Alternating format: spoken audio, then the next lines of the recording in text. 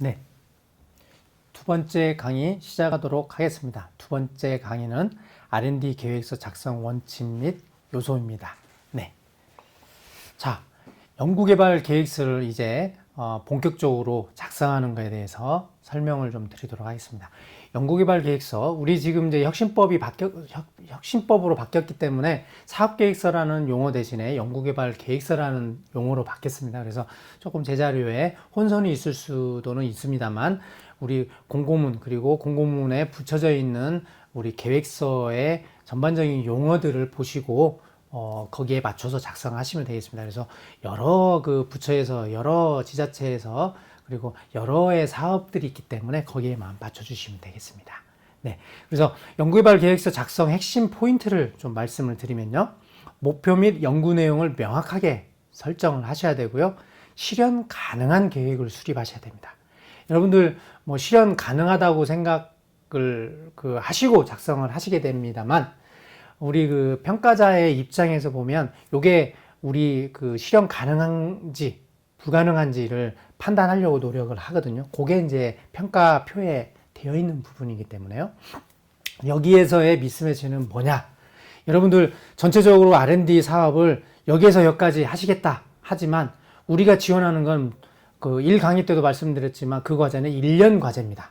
근데 우리가 R&D를 하려고 하는 게 여기서 여기까지를 다 하겠다. 근데 1년 안에 요 내용을 다 하실 수 있는 게 불가능하실 수 있습니다. 그렇기 때문에 우리가 R&D의 내용을 이렇게 하시겠다. 그러면 우리 본 과제에서 1년 동안에 실현 가능한 내용들을 핵심으로 해가지고 작성을 하셔야 됩니다. 즉, 다른 로드맵을 여러분들께서 작성하시는 거는 무방하시겠습니다. 하지만 이 과제 안에서 할 수 있는 부분들을 명확하게 표시를 하시고 이 내용을 집중적으로 작성하셔야 되면 이게 실현 가능한 계획이 되겠습니다. 그 점 유의해 주시고요. 그 다음에 연구 내용과 조화되게 연구개발비를 구성하셔야 됩니다.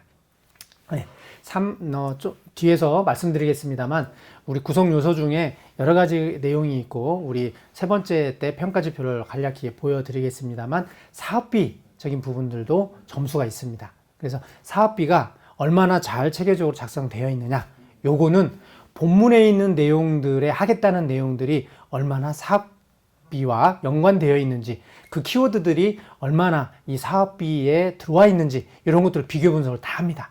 그래서 여러분들이 두 개를 따로 떼놓고 생각하시면 안 되고요. 작성하실 때 분명히 이 그 본문에서 연구개발 하시려는 그 내용들이 요 사업비에 다 묻어져 들어와서 일정 부분 다 맞으셔야 됩니다. 그래야 사업계획서의 완성도가 높은 거고요. 그만치 얼마나 정성 들여서 충실적으로 작성을 했는지를 판단할 수가 있는 거고요. 선정되었고 그 이후에 진행하실 때도 우리 회계적인 정산적인 부분에서도 불인정 당하시지 않는 그런 내용이 되겠습니다. 그래서 반드시 맞아야 된다는 거 유념해 주시고요. 자, 이거는 뭐 여러분들 잘 아시겠지만 국내외 경쟁 기술 그리고 경쟁 기업과의 차별성, 우위성을 확보를 하셔야 되는 거고요. 시장 규모, 가격 동향, 수요처 등 관련 자료 제시를 객관적으로 우리 그 지금 정보를 수집해서 여러 가지 출처가 명확한 그리고 객관적으로 분석되어 있는 그런 내용들을 가져다가 우리가 우리 과제와 연관돼서 작성하시면 객관성 확보 가능한 거죠. 그래서 그런 부분들을 하시면 되고요. 자, 사업계획서 그 많은 부분들을 일시에 보기 위해서는 그림, 도표, 사진, 샘플, 제시 이런 것들이 훨씬 더 짧은 시간에 각인을 시켜주실 수가 있고요. 전달을 충분히 하실 수 있습니다. 그래서 이러한 것들을 좀 많이 활용하시면 좋을 것 같고요. 그 다음에 연구개발 계획서 작성 양식 및 요령에 잘 맞춰주셔야 됩니다. 예를 들어서 여러분들께서 올해 다른 사업에 신청을 하셔가지고 준비된 내용들이 있으시다. 근데 우리 내년도에 다른 사업에 지원을 하실 때 요 사업 계획 그 전에 작성하셨던 내용들이 그대로 그냥 복사하셔가지고 붙여넣는 분들이 꽤 간혹 있으십니다. 그러면 우리가 원래 공지되어 있는 그런 양식이 맞지 않게 되면 다른 과제에 여러 과제를 한꺼번에 보시는 평가위원으로서는 양식이 안 맞네? 보시면 요거는 우리 요건이 안 맞아. 그래서 제외될 수 있습니다. 그래서 여러분들은 반드시 우리 공지되어 있는 그런 사업 계획서의 양식을 충실하게 지켜주셔야 됩니다. 그 점 꼭 지켜주시고요. 그 다음에 공고 시 첨부된 RFP, 기획보고서 등 이런 것들은 아까 연동형 같은 경우에 기획과제 같은 경우에는 이런 것들을 충분히 포함시켜 주셔야 된다는 거예요. 그 다음에 관련 규정, 공고날 때 함께 올라오거든요. 부침 자료로. 이러한 것들도 여러분들께서 숙지를 반드시 해주시고 사업계획서를 작성하시면 좋겠습니다. 네. 평가 지표 항목을 참조해서 여러분들이 사업계획서의 충실성, 완성도, 사업비 구성의 적정성, 그리고 사업화 가능성 등을 일목요연하게 해서 여러분들이 작성하시면 됩니다. 예, 세 가지로 한번 저희들이 보면 사업계획 필수사항, 즉 NTIS를 통한 우리 중복성이 없다. 그리고 본 과제와 아까 말씀드린 지원 분야나 전체적인 우리 이 본 사업 전라북도 혁신성장 R&D 플러스에 대한 취지 이런 것들이 우리가 맞는지에 대해서 맞춰서 작성하셔야 되는 거고요. 기술성이 어떻게 보면 R&D 과제이기 때문에 기술성이 굉장히 중요하죠. 그래서 대략 퍼센트로 나누면 70%로 본다면 개발 인력, 장비 확보의 적절성, 인프라가 얼마나 잘 돼 있는지, 그 다음에 주거기관의 기술 수준, 연구별 목표의 적정성, 그리고 기술 및 시장 동향 조사에 얼마나 충실히 작성했는지, 그 다음에 사업비가 그거와 잘 맞고 얼마나 잘 빠지지 않고 적정하게 하셨는지, 이런 것들을 좀 보는 게 되는 거고요. 그 다음에 사업성, 대략 한 30%로 본다면 목표 시장 규모 및 진입 가능성이 얼마나 있는지, 그 다음에 사업 계획서의 적정성이 얼마나 잘 돼 있는지. 우리 과제는 사업화를 시키기 위한 기업이 성장할 수 있게끔 그걸 지원하는 사업이기 때문에 여러분들께서 충분히 이런 내용들 위주로 작성을 해주시면 경쟁력이 있으시겠습니다. 자, 사업계획서 조금 더 말씀을 드리면 사업 목적과의 적합성, 중복성 검토, 기술성, 사업성에 대해서 여러분들이 오른쪽에 쭉 되어 있는 것처럼 사업 목적과의 적합성 부분에 있어서는 지정 공모의 경우에는 당연히 RFP에 부합하게 여러분들이 작성하셔야 되고요. 나머지 부분들도 여러분들이 부합된 내용을 가지고 작성하셔야 되고요. 중복성 검토, 그 NTIS를 통해 가지고 여러분들 충분히 NTIS를 통해서 유사 중복성을 보시면 됩니다. 그 NTIS에서 그 유사 중복성을 보실 때 기재하셔야 될 내용들이 제목, 그리고 최종 목표, 그 다음에 연구 내용, 그 다음에 기대 효과, 그 다음에 세기능, 국문, 영문. 그래서 그 세기능은 뭐 5개인데요. 그러한 내용들을 가지고 유사도를 보는 겁니다. 그래서 유사도가 60% 이상이다 그러면 과제와의 유사성이 있다. 이렇게 판단하는 거거든요. 과제와의 유사성이 있다 판단이 되면 그거에 대해서 그 유사 중복성에 대한 부분들을 처음부터 우리가 평가할 때 처음부터 유사 중복성에 대한 검토 의뢰가 들어갑니다. 그러면 아무래도 유사 중복이 없는 과제와 경쟁해서 처음부터 조금 경쟁력을 잃고 시작하는 거기 때문에 여러분들이 요 유사 중복이 없게끔 여러분들이 사전에 검토를 하셔서 유사 중복성이 발견되지 않도록 여러분들이 주의를 기울이셔야 됩니다.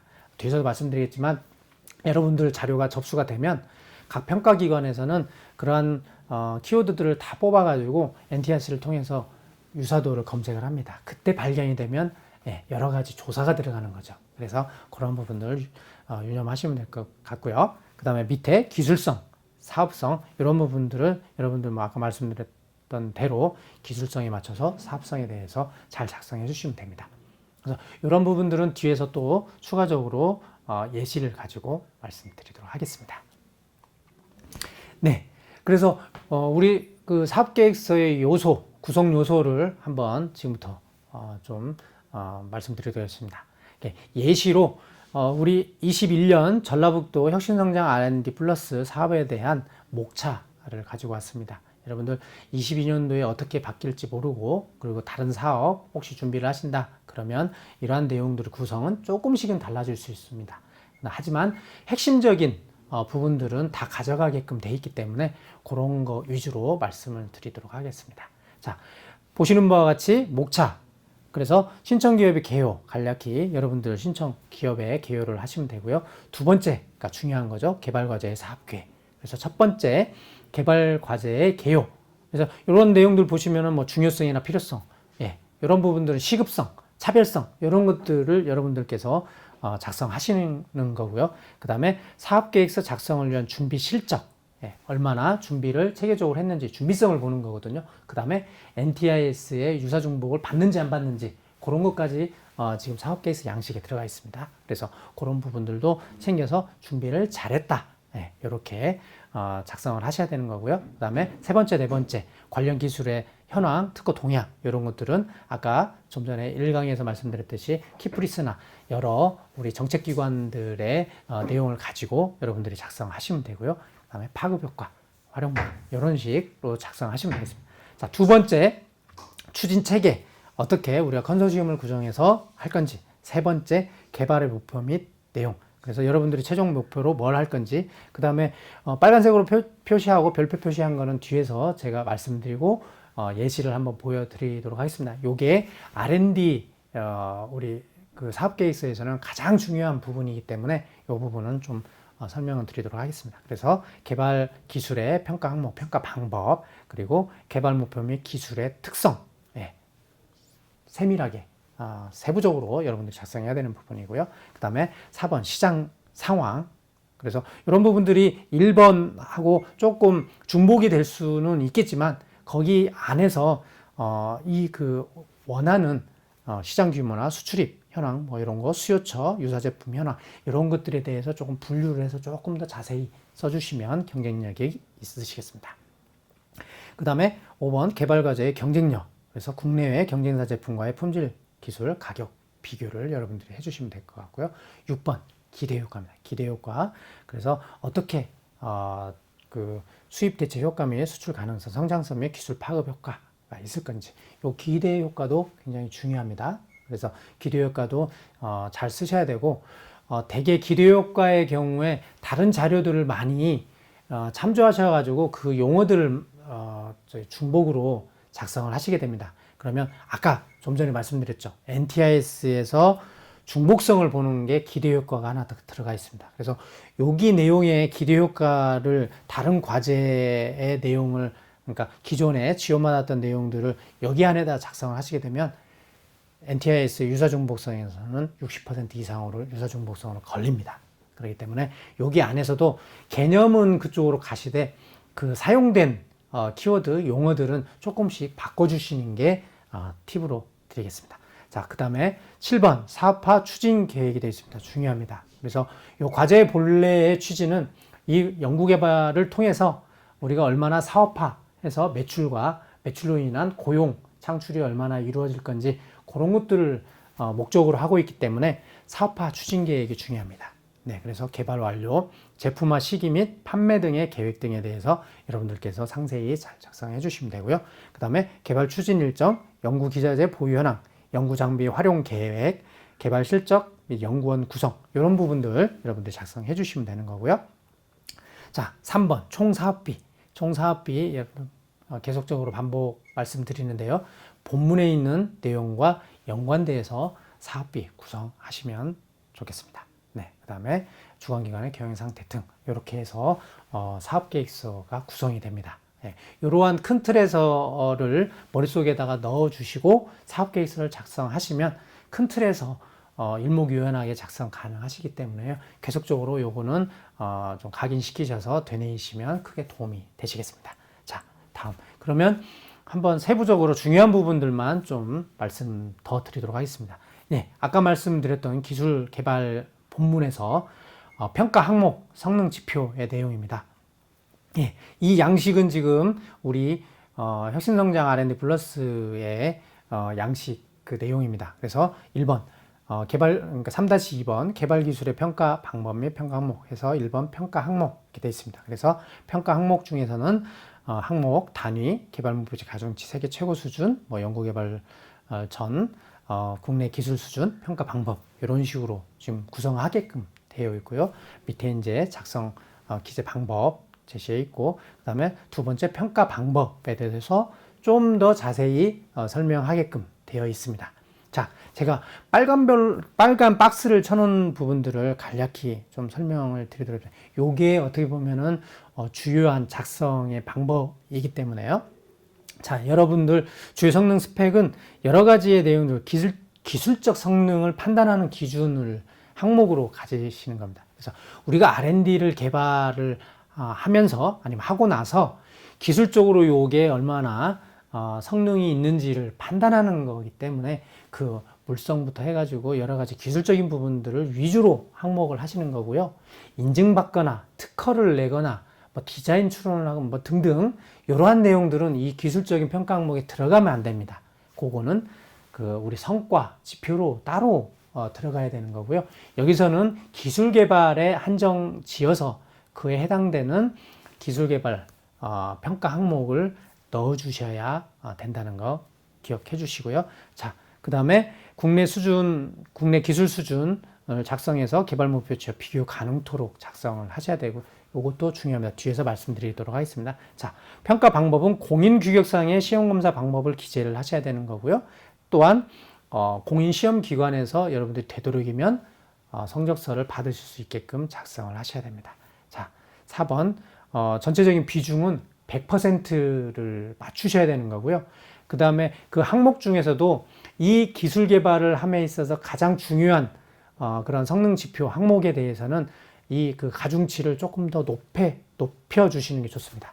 나중에 최종 평가 때 선정이 된 이후에 선정 때도 뭐 충분히 그 내용에서 협의하시겠지만 우리 그 최종 평가 때 이 가중치가 굉장히 중요하게 작용을 합니다. 그래서 여러분들 가중치 정하실 때도 대략적으로 정하지 마시고 어느 부분이 중요한 항목인지를 정확하게 보셔야 됩니다. 자, 그다음 예시를 하나 들어보겠습니다. 그래서 보시는 바와 같이 조금 위에 있는 항목은 다를 수 있습니다. 조금씩 다르기 때문에. 그래서 평가 항목, 단위 뭐 등등등이 있는데요. 말씀을 드리면 평가 항목 다 전체적으로 항목을 보시면 물성적인 부분과 그 다음에 기능적인 부분들을 보겠다 이렇게 되어 있습니다. 네, 이런 식으로 기술 개발에 관련된 내용을 위주로 하셔야 되는 거예요. 단위 중요합니다. 여러분들 요게 간단하게 그냥 우리가 알고 있는 단위로 작성을 하시게 되는데요. 우리 선정 때도 그렇지만 최종 때도 우리 시험 성적서에 있는 내용을 가지고 목표 대비 달성했는지 안 했는지를 보기 때문에 여러분들이 이 단위가 성적서랑 다르고 그 다른 부분 때문에 여러 가지의 그 환산 때 착오가 있으시면 목표비 달성할 수도 있습니다. 그래서 반드시 여러분 사업계획서를 쓰실 때 이러한 항목들이 내가 지금 예시로 보여드리는 경우에는 KCL에서 공인시험을 받겠다. 그렇죠? 그래서 KCL에 반드시 이러한 항목에 대해서 내가 시험 성적을 받을 때 이거 시험 방법과 그 다음에 시험 성적서에서 도출되는 단위들을 어떤 단위를 쓰는지를 물어보셔가지고 그 단위를 여기에다가 넣어주셔야 됩니다. 예, 우리 작성 요령에는 SCI 단위 쓰라고는 되어 있지만 그 SCI 단위와 나중에 시험 성적서랑 맞지 않으면 나중에 혼선을 줄 수 있기 때문에 우선 중요한 거는 시험 성적서입니다. 시험 성적서가 어떻게 발급이 되는지 그 단위를 맞춰서 여기서 정확하게 기재를 해주시면 좋을 것 같고요. 아까 말씀드렸듯이 전체 항목에서 차지하는 비중이 100%가 되게끔 하고 그 다음에 그 중요한 포인트들에 대해서는 가중치를 조금 달리해서 여러분들이 제안해 주시면 되는 거고요. 국내 수준. 자, 연구개발용 국내 수준에 대해서 이렇게 제시를 했습니다. 자, 여러분들 제가 밑에 빨간 박스로 되어 있는 부분 중요하니까 요거 잊지 마시고 이런 식으로 작성하시면 되겠습니다. 자, 국내 수준을 어떠한 기준에서 국내 수준을 제시했느냐 요게 중요합니다. 그래서 밑에 보시면 연구개발 전 국내 수준은 조달청 납품 가능 규격 및 경쟁사 제품 기준으로 내가 요 기준을 제시했다. 요게 논리적인 부분입니다. 그래서 이러한 부분들을 당연히 이렇게 각주로 좀 적어 주셔야 되는 거고요. 아니면 뭐 그 표에다 쓰실 수 있는 공간이 있으시다 보면 가로치고 어떤 회사 아니면 어떤 기준 쓰셔도 무방합니다. 다만 이렇게 제시를 해 주셔야 된다는 거 잊지 마시기 바라겠고요. 그 다음에 연구개발 목표치의 부분에 대해서는 국내 수준 대비 어느 정도의 수준으로 우리가 개발을 할 건지 요거를 기준을 가지고 이것도 목표치를 설정해야 합니다. 목표치를 설정했는데 평가위원이 이 목표치를 설정한 근거 뭡니까? 그랬을 때 근거를 대지 않으면 신뢰성에서 무너집니다. 그리고 충실성, 완성도에서 무너지기 때문에 자, 밑에 있는 거 제가 한번 읽어보겠습니다. 연구개발 목표치는 기준을 충분히 만족하는 범위 내 및 당사 조달 우수 물품 동등 사용으로 기준을 전함.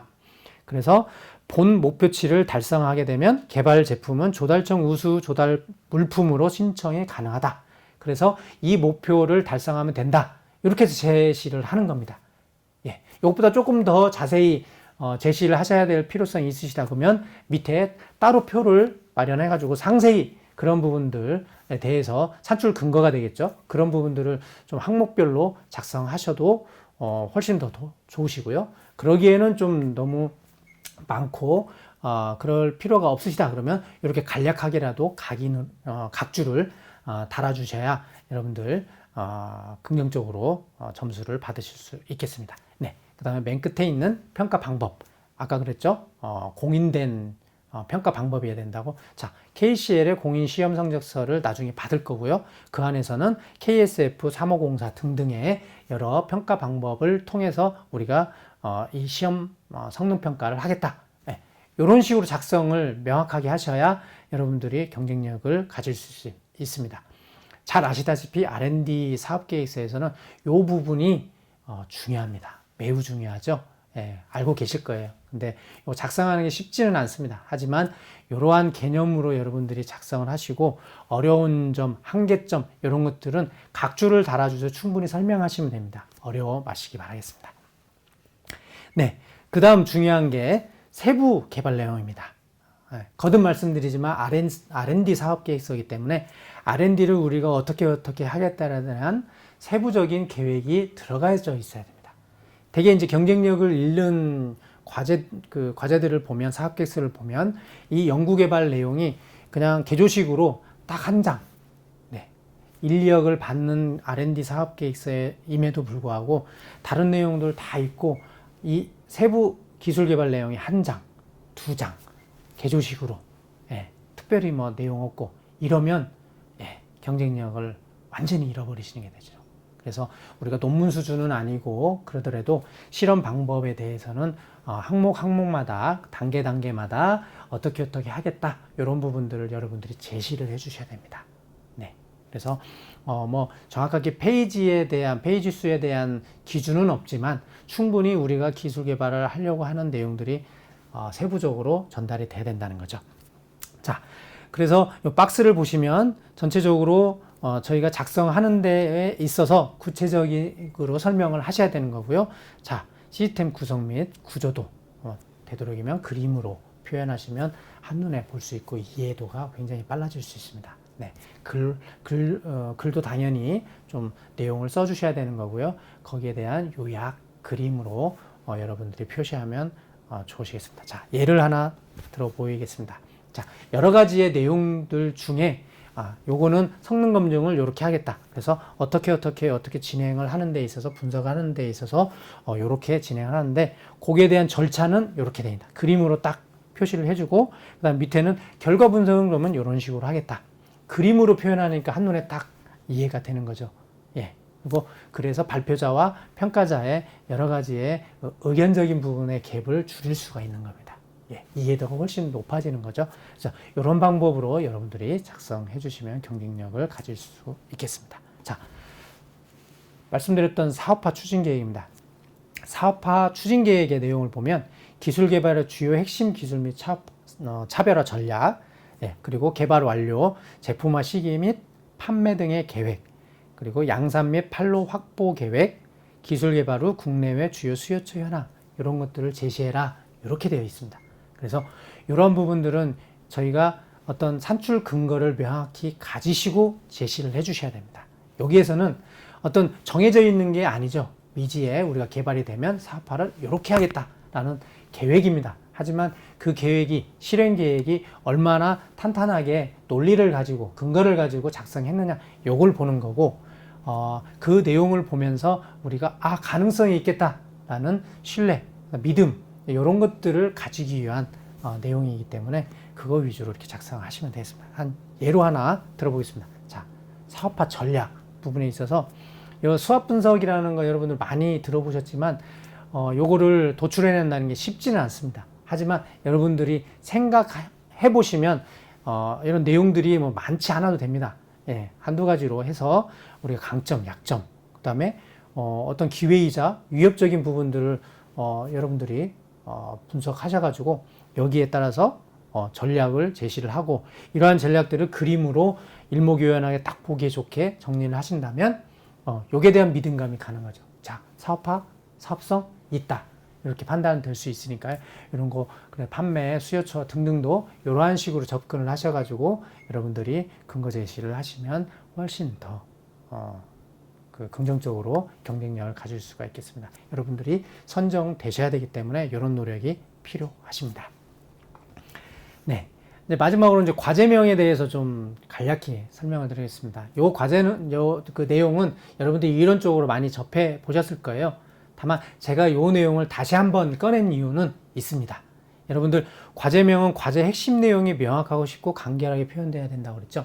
그래서 과제명을 여러분들이 이제 처음에 설정하고 그 사업 계획서를 작성하실 수도 있고요. 사업 계획서를 작성하시고 나서 마지막에 이제 과제명을 하실 수가 있는데 이 과제명 안에 우리가 하려고 하는 그 본문의 기술 개발 내용과 평가 지표나 이런 것들이 다 포함되어 있어야 됩니다.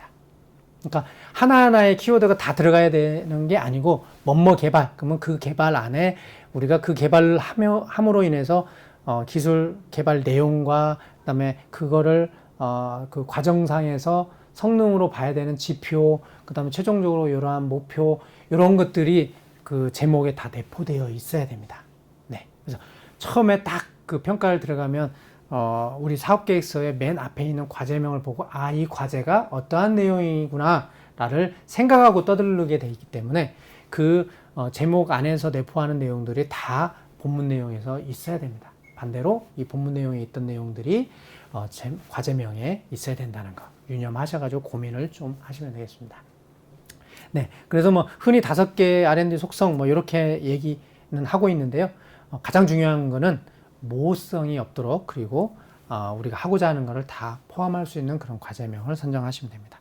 네, 뭐 그래도 조금이라도 도움이 되고자 우리 선배들께서 이렇게 뭐 1, 2, 3, 4, 5 해서 좀 내용을 넣어놨습니다. 그래서 이러한 내용들 참조하셔가지고 뭐 R&D 목적, 그다음에 적용 대상, R&D 목표, 그다음에 R&D 목표 수준, R&D 단계 이런 내용들을 참조하셔가지고 과제명 좋은 과제명을 여러분들이 작성하시면 되겠습니다.